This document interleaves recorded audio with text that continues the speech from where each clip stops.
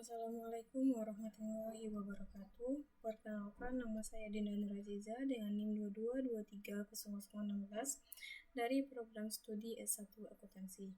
Di sini saya akan mempresentasikan sebuah artikel dengan tema Stock Price Volatility dengan judul artikel saya Pandemi dan Volatilitas Harga Saham, Analisis Sektoral.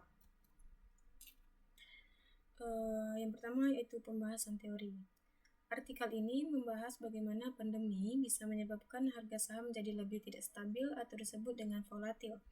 Untuk mengukur volatilitas ini, dalam penelitian menggunakan model GJR-GARS, yaitu metode statistik yang sering dipakai dalam keuangan untuk 1. Mendeteksi seberapa besar naik turunnya harga saham dari waktu ke waktu.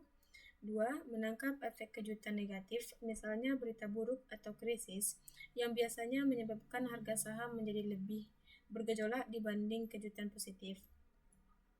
Kenapa penting?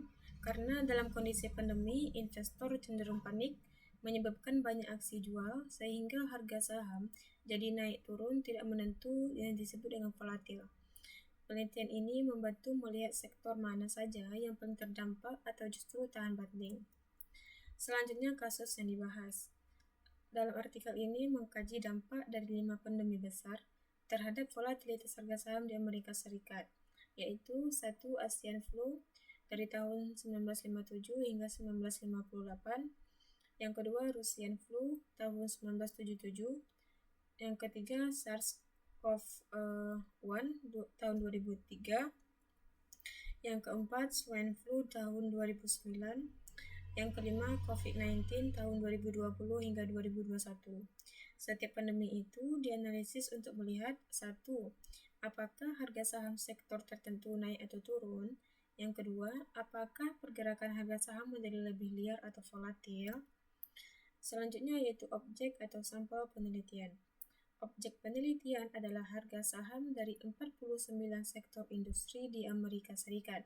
Data ini diambil dari website milik Profesor Kenneth French yang menyediakan data harga saham harian dari tahun 1926 hingga 2021.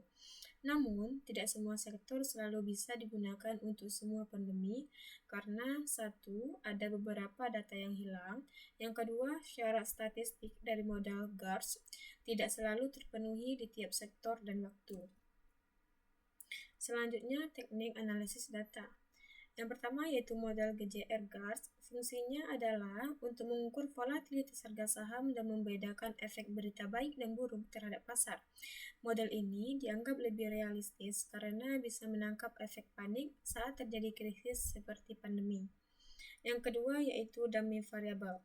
Angka 1 adalah masa pandemi, angka 0 adalah sebelum pandemi.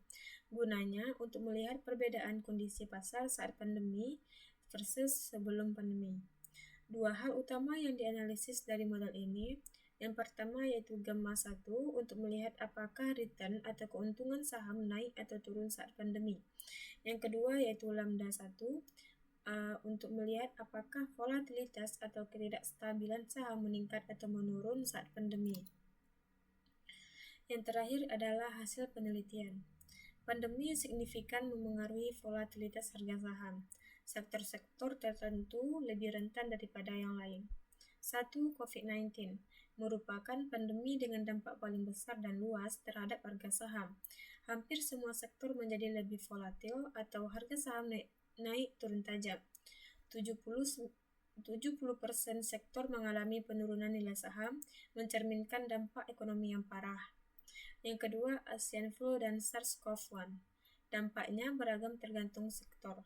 Beberapa sektor mengalami kenaikan saham, misalnya rekreasi saat Asian Flu. Tapi ada juga yang terkena penurunan drastis, misalnya mesin dan hiburan. Volatilitas tidak selalu naik, ada sektor yang justru jadi lebih stabil. Yang ketiga yaitu Russian Flu dan Swine Flu. Dampaknya ringan terhadap pasar saham. Banyak sektor tetap stabil atau hanya sedikit berubah. Bisa jadi karena pandemi ini tidak seburuk yang lain atau respon pemerintah lebih cepat. Yang keempat, temuan unik. Sektor farmasi dan kesehatan tidak selalu untung seperti yang sering diasumsikan. Sektor rekreasi bisa merespons positif atau negatif tergantung pandeminya. Perilaku investor sangat menentukan. Panik bisa menyebabkan lonjakan volatilitas. Sekianlah yang dapat saya sampaikan. Terima kasih atas perhatiannya. Semoga bermanfaat. Saya akhiri. Assalamualaikum warahmatullahi wabarakatuh.